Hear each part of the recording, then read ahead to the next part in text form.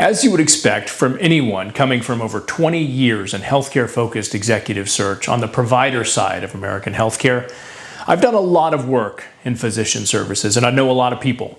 But I've met very few people with the breadth and the depth of expertise and the problem-solving competency of our next guest, Patrick Solomon.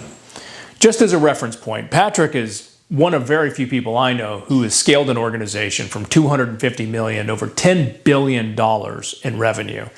Today, he's a principal and a consultant at Trinity Health Advisors in Nashville, helping hospitals and health systems navigate complex issues in physician services. I'm absolutely thrilled he'll be with us today. I think we can all take something from this conversation with Patrick.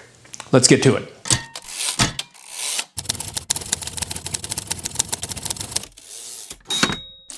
You are now listening to the Stark Lane podcast. You're always way too humble. So for that engagement, are you actually going up to Oregon?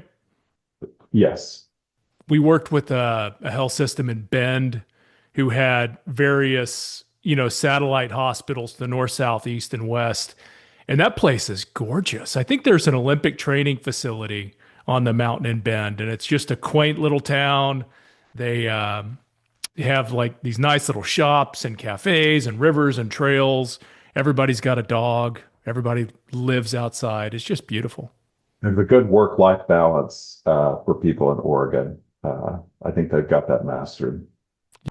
One of the things I'm most excited about, for this episode today and talking to you specifically is when we met, you, and correct me if I'm wrong, it seemed like you'd been working with individual health systems, like hospital systems, and then you are all of a sudden part of this big mega group, multi-specialty group. You're over Texas operations.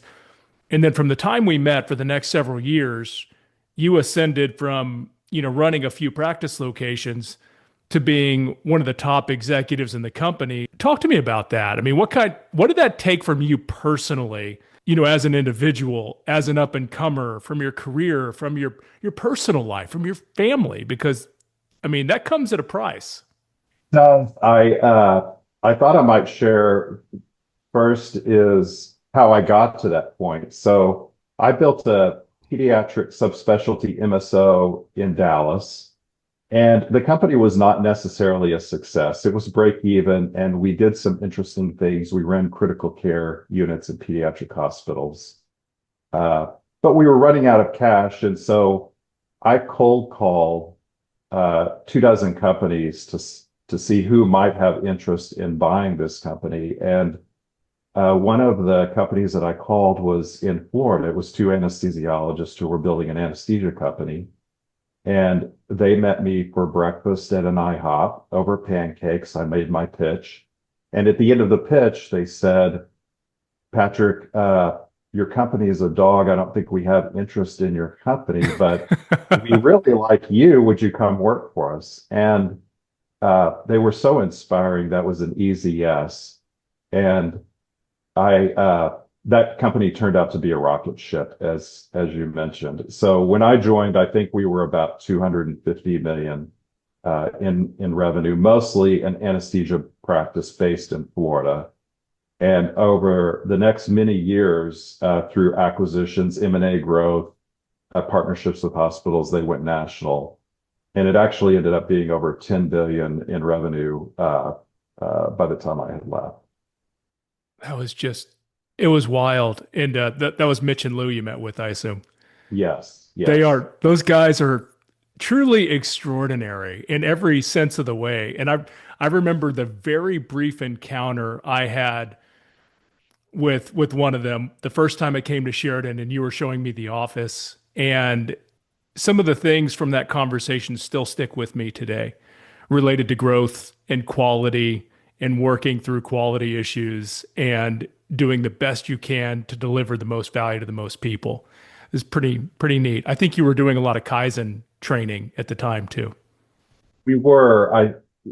The magic of those two leaders, and they built multiple companies over the years, but it really was about alignment. They knew how to get an executive team all in and aligned. And so while every leader may say, we want your input and your we want you to be a member of the team and we want you to challenge us. Those two guys meant it, and they created I'm going to call it a psychologically safe format to be able to have your voice heard. So this Kaizen format you talked about, one of the things that made that so successful was every department leader had a weekly stand up. And as executives, we traveled to each department Hmm. and they presented the measurements of what they thought was important to see. Are you getting better? Are you staying the same? Are you getting worse? And what are you doing about it? And we all had a genuinely respectful but challenging push to each other. Uh, and I think that if I had to just pinpoint one issue that helped make that company successful, I would say it was the alignment and the leadership, the safety that that leadership created for everyone to contribute. The transparency too. That's one of the things I remember is performance, and everybody's performance was pasted everywhere so everybody could see what was going on in the company. And for some people and in some cultures that might be hostile, but for you guys it seemed to, I don't know, it seemed to be fuel for the machine. I later learned after that company a phrase which I do think fits at that time, which is, and I've often used it with my own teams, is let's get rid of the concept of bad news. There's just news and report the news. Good things are going to happen, bad things are going to happen. But the importance is that we are upfront about the state of the union, where we're at, and then let's collectively try to solve the problem together. And that's the environment that they created, and that I hopefully created for some of the teams in my later career. So for you personally, at that time, I remember you were traveling all over the country. And, we had kind of transitioned to a point when you needed a key leader. I wasn't working with you anymore. I was working with the people in your wake. And, it was just amazing to see that growth. And I know at that time, I think your family was still in Austin, but you were in Florida and everywhere else all over God's creation, right? So how did that work? Uh, I think I was traveling most weeks, 5 days a week, mostly to customer sites, hospitals. And I think my wife was in a residency program and a fellowship program, so she also was busy professionally. So we met up on weekends. And I don't know that that could have worked forever, but I did make it work for many years. And I think it was just I loved going to work every day. The energy of that company and where we were at, it was a true passion of what we were all doing. And I think my wife was supportive of that. And it was just the time in our lives, it worked for our schedule. So she's in a residency. You're traveling all over the country with growth goals that are just obscene. And just as a reference point for everyone, I remember I came to Fort Lauderdale. I think it was maybe 2012-ish because I was still in the Flint Rock Trace office in Austin. The company was around, just shy of a half a billion, and the goal was to get to $1 billion in like 2 years. And I mean, that is a huge push, and that's not like one M&A deal. You guys had a ton of organic growth going on as well, and I know what that kind of growth takes, and everybody wants to reap the rewards, right? But not everybody necessarily wants to put in the effort that it takes to really drive a machine and a team to that level. So, I mean, at that point, did you ever find yourself on an airplane where if you got another email, you were going to throw up, and if your phone rang, you'd throw it across the cabin? I really don't remember having any kind of burnout or frustration. One of the anesthesiologists, they had many lessons that they taught their group, including me. And one of them was, you've got to constantly move. And I can remember one of them saying, Patrick, you're going to make decisions all your life hopefully you get about half right. But the important thing is you make a decision and you move. And so that uh, spirit really carried through the company. You didn't sit back. You made decisions based on data. Some of them worked out, some of them didn't. And the important part was that if something wasn't working, you tried something new the next day. So I think that was, again, part of the success of the company is there was an intensity, but it's also an energy. And if you feel part of the group and you can see how what you're doing contributes to the success, there's very few things that are that fulfilling. I think that's solid gold. If you sit around on the side of the road, life, business, the industry, compliance even will pass you by and you're toast. Motivated people want to be challenged. So Mitch used to come in and we would have a growth goal of doubling in size every 1 or 2 years. And when you first hear that, you wonder, what is he thinking? How is that even possible? But when you get in a room with a group of people who say, okay, well, let's sit around and figure out how are we going to back into that growth, uh, great things can happen. So it was an industry probably primed for growth, but no question there was something specific about that company that allowed it to be successful. The growth rate at that company was a multiple of the next competitor. And I compared at the time, I compared every other physician group, multi-specialty or single specialty to you and what you were doing. And it was really unfair to everybody else. And, seldom, with my exposure to all the other different companies, it's hard to get inspired. But, then I was inspired by everything you were doing, and I still am when I reflect upon it. And, you see what's possible, with the right people at the right place at the right time and fearless leaders who really make it about everybody else and not themselves, what you can do. Yes, 100%. Skipping forward, you ended up you ended up with one of the largest ASC companies in the world. COVID happened. Um, I remember another one of the big competitors, one of the big ASC companies in the country, and I won't say which one. It wasn't you, but it was one of the big national organizations that everybody knows. I think their national cases fell to like literally in a thousand or two per day. It was just crazy. How did you manage through that? The COVID was particularly challenging. I had moved on to mostly a growth role in that larger enterprise. And we had a new CEO who came in.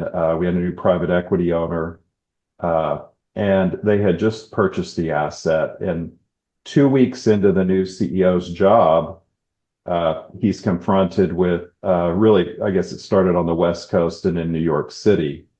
And we had our anesthesia division, which I was not directly involved in, had about 2.5 billion in revenue. And almost all of the anesthesia platform, the providers were on salary.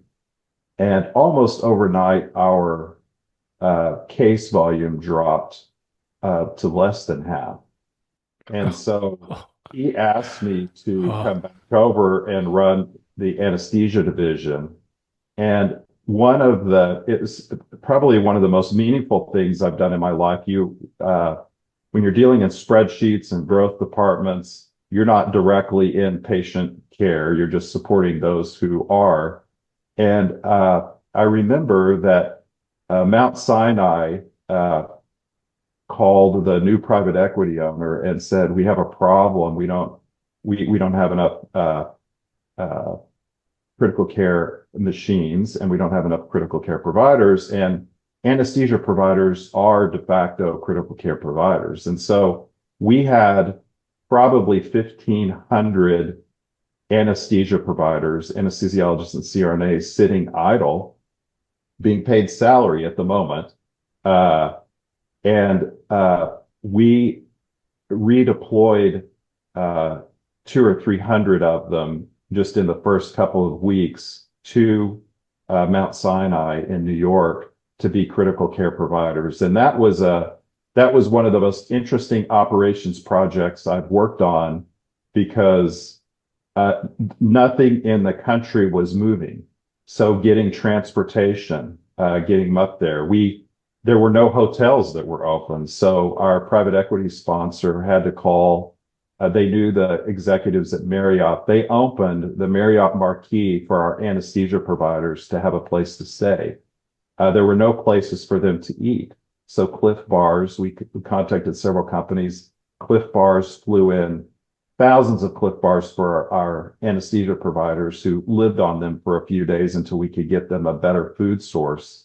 But that was uh, a unique operations challenge, but it actually solved a problem for us because we replicated that experience around the country and we were able to uh, have anesthesia providers act in the role of critical care providers in those first few weeks uh, and be paid for hospitals for that redeployment.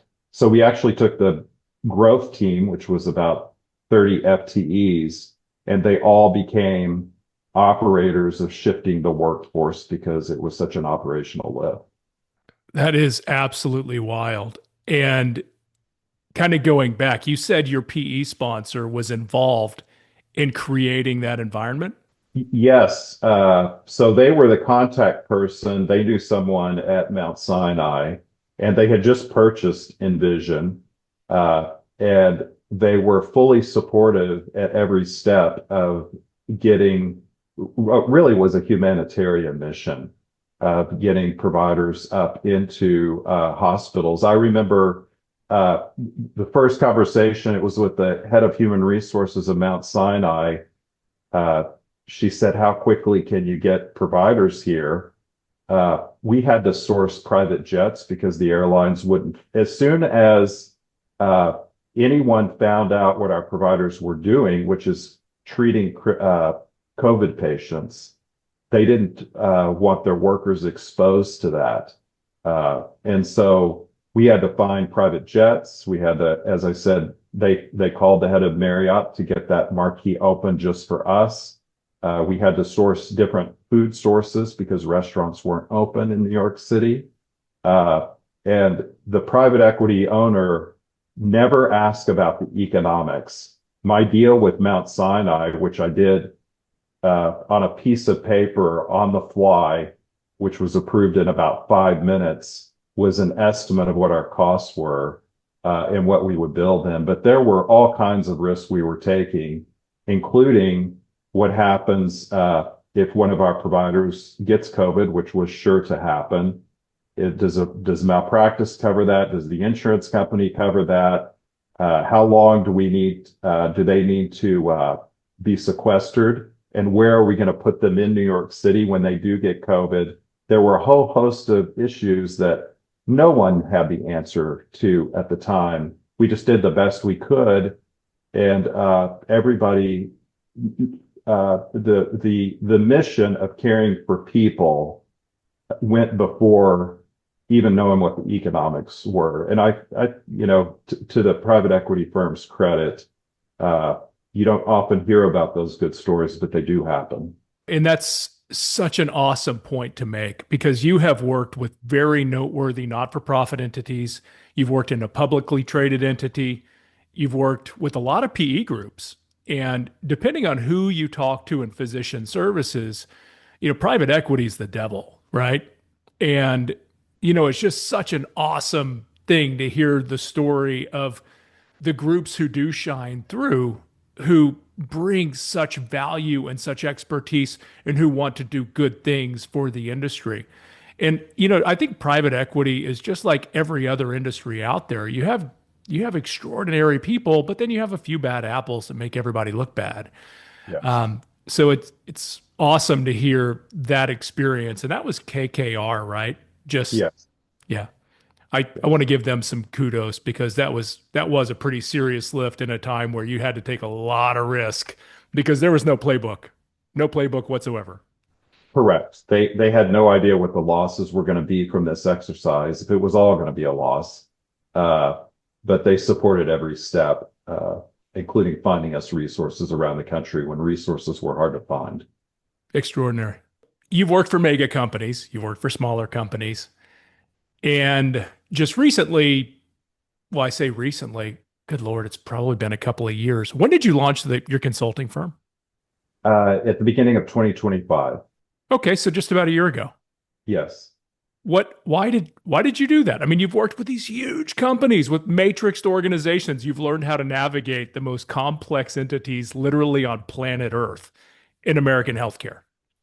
So, why would you start consulting? So two things came together. One is the opportunity presented itself. So if you look just at the most recent uh, quarter, for all the publicly traded facilities operators, all of them have flagged as one of their top concerns, medical specialist costs, all of them rising in the high single digits. And if you were to peel back that and ask them what's really behind that number, it's mostly anesthesia and radiology, where I have 25 years of expertise. What's happening, the economics are collapsing in those two specialties. And so the hospital is now the major funding source. I joke with hospital CEOs, you may have a local group or an outsourced anesthesia solution. You're in the anesthesia business, whether you want to be or not, when you're funding Hmm. every decision that they make or don't make, you're writing the check for. And so there's a tremendous opportunity, I think, for practical operations level people to help them solve that issue, to help them restrain the growth in the inflation rate of those specialties. That window has opened at the same time that someone that I knew for 25 years, who is also a heads down operator, who's been primarily in the anesthesia space, and knows much of the uh, nitty gritty of how an operating room works, became available. And so, Is that uh, Dave? Dave, and so we I linked I up didn't to, know he was with you until I saw your website. I thought, man, that yes. is crazy that those guys are back together. That is awesome. We worked together at Sheridan, and then he took his own trajectory, worked for HCA for many 8 years, insourcing anesthesia Yeah. services. And he's really been one of the few people I would partner with in a new venture. And I would never do consulting alone. It's just too lonely. There's no one to high five with. So winning as a team, and we're building out a bit of a team, is so much more rewarding than doing it on your own. And there's a tremendous opportunity because there are lots of consulting firms that will drop off the PowerPoint of what standard answers are. But we actually will go in and manage the change with either the anesthesia or radiology departments for the solutions that we recommend. And it's funny because you were one of our last real-time phone conversations. I think you were in Connecticut. Was it Connecticut? Uh, East Coast, somewhere on the East Coast, Northeast? oh, yes. So we did spend 3 months embedded with a major health system in Virginia. Uh, Virginia. they Okay. they had decided to insource anesthesia, and they have some really terrific acute care hospital leadership that were worried about successfully transitioning a private group to insource. And they did that January 1, and we were fortunate enough to be there with their great teams in doing that. Awesome. And now you're on the West Coast in the Pacific time zone. Now we're up in, yes, beautiful West Coast. And I've always, when I left college, I had this moment when I realized instead of me paying tuition to learn, companies were going to pay me to continue to learn. And I've always had that mindset. And I was up in Oregon recently, as I shared with you, and it's such beautiful country. And I often almost giggle some weeks when I say, yes, I am delivering value to a client, but every single engagement that we have, I learn, and they're paying me while I learn. So it's that's the beautiful thing about many people's careers. So are you consciously trying to maintain a growth mindset in that sort of lifelong learning sort of mode? Do you make an effort there, or does it just happen? Is it part of your personality?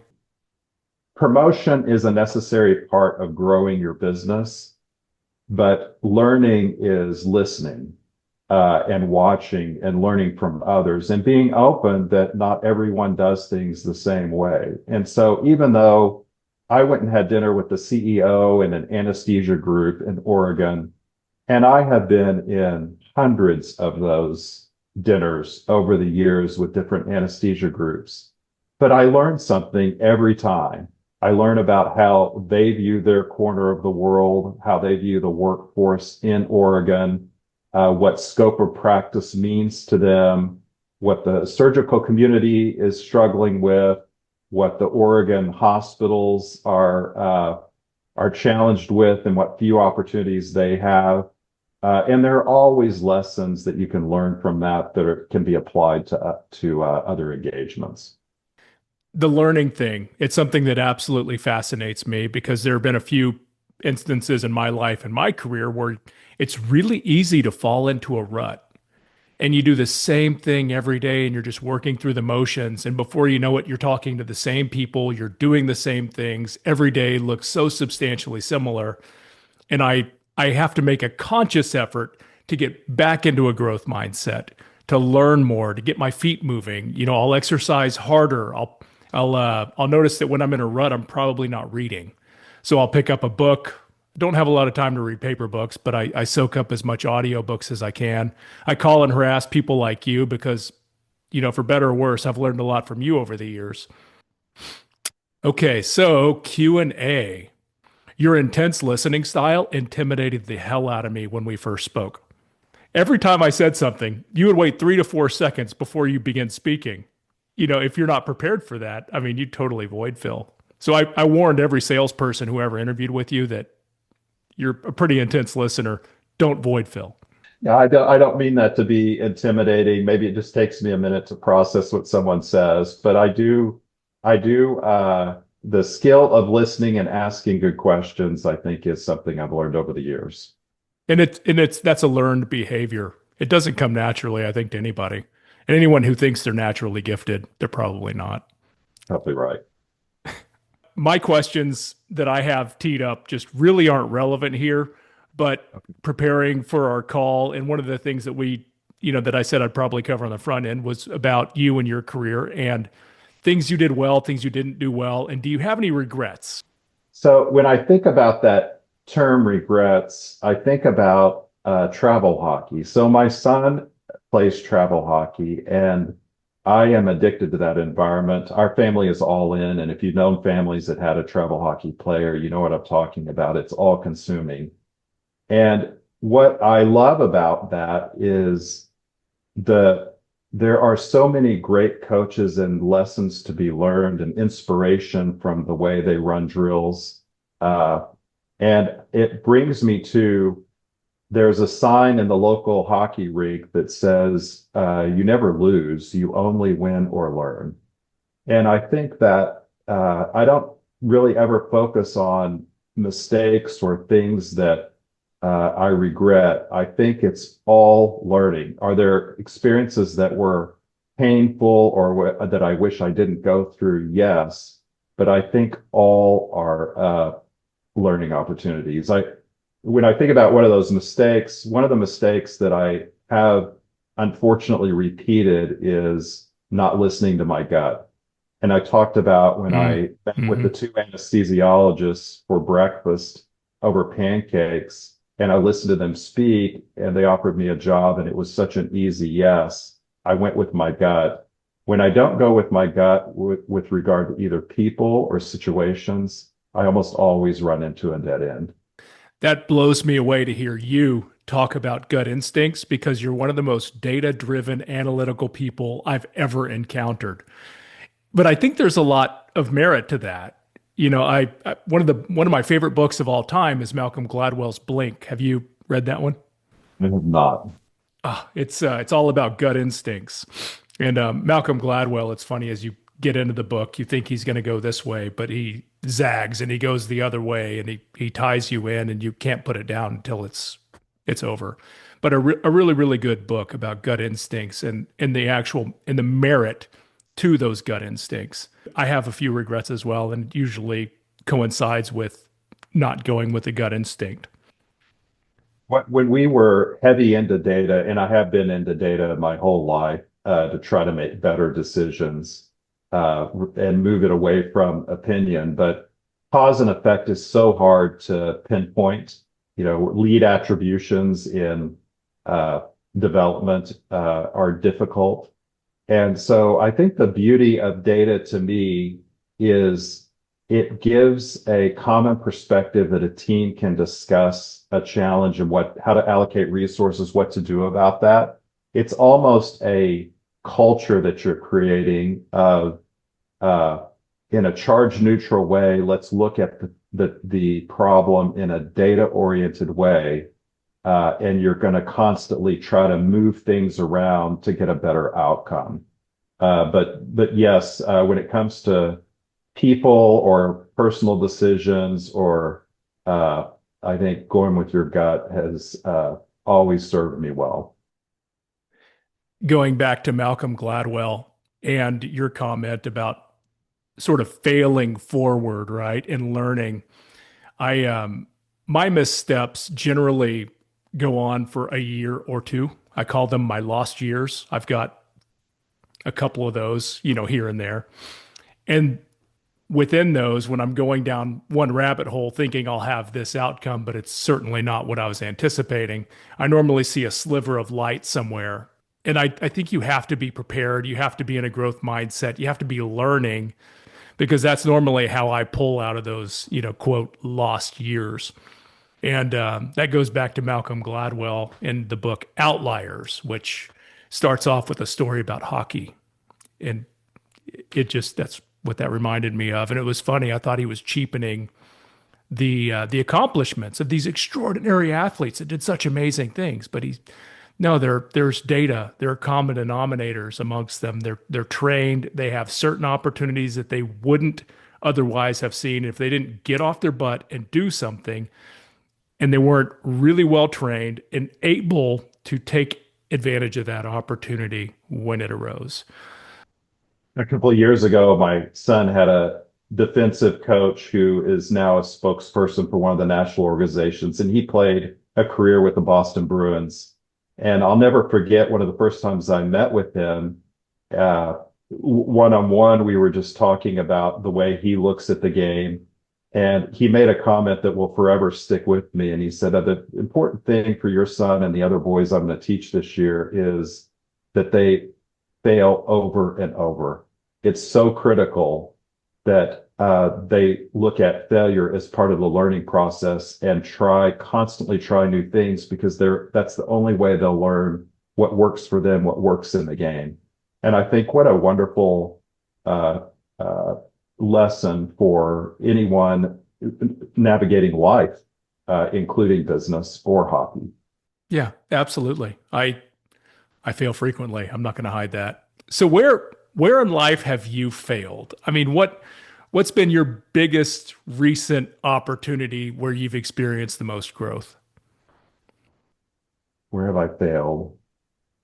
Sometimes when I didn't listen to my gut and I went to work for a company, uh, because on the outside it looked like it would be an engaging environment, but I really didn't do my homework and investigate, were the people that were involved in that company supportive of either me or the job I was trying to do? Because if you are hired into a company and there's not that alignment on supporting that position or the mission, you can work night and day and you will not get anywhere. It really, everything starts and ends with leadership. And if that leadership is not a sponsor of what you want to do or of you, it's going to be very difficult to succeed in that position. I love that. I often talk to people, especially senior executives, and a lot of times when you hire a senior executive, the board is looking for a change agent. But that board often has a pretty solid set of values and operational philosophies. And you can't integrate someone into your values and your operating philosophies who is inconsistent with those values. So that is so tricky. It's when you're trying to hire a change agent, I think it's super important to hire somebody who already aligns with those core values and philosophies. Not You don't just hire a killer resume and just assume they're going to think and be like you, right? They might have a totally different worldview, and that matters. I often get calls, the calls that I do get from recruiters are for chief development jobs. And uh, in many cases, I almost think they're just trying a Hail Mary of someone to come in with a magic wand and get growth. And one of the questions I always ask is, does the communications or the marketing department roll up into the growth department? And that, more than any other question, to me, susses out how serious is the company about growth? Because everyone, including the operators, needs to be behind the growth mission in order for that to work.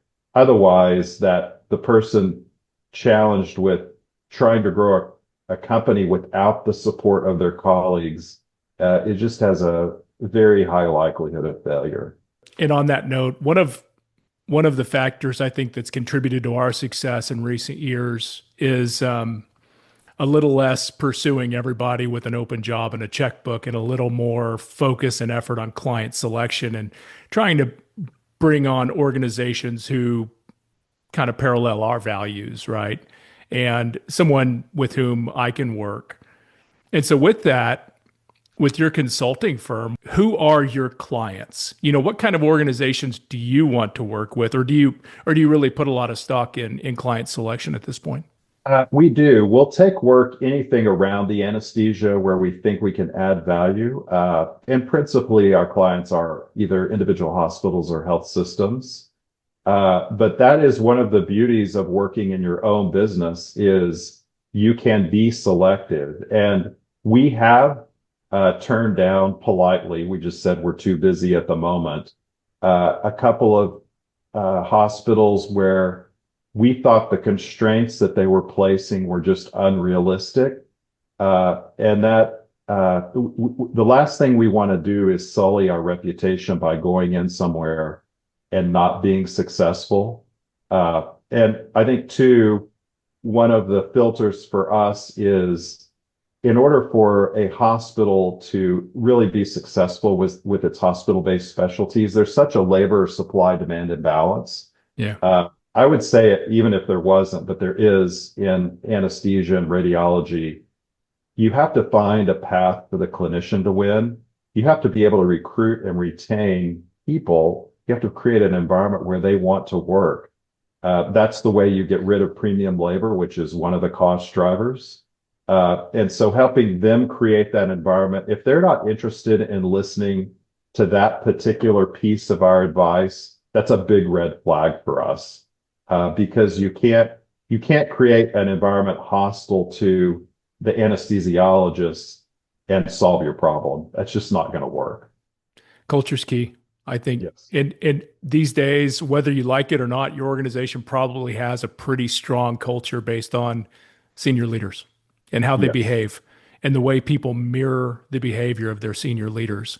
It's funny, even unintentionally, people create a strong culture in their organization if they have any kind of tenure whatsoever amongst middle management. 100%. How do you want to conclude? Do you have anything you'd like to share or ideas or I don't have a good concluding. I don't have a good closing statement. I have an easy closing statement. I can just say we need to get back to work. Okay. All right. Well, Patrick, I could talk your ear off all day. We both need to get back to work. It's Friday, daylight savings time. I've got to make hay while the sun shines. How about you? Sounds terrific. Thank you. Thank you, Ryan.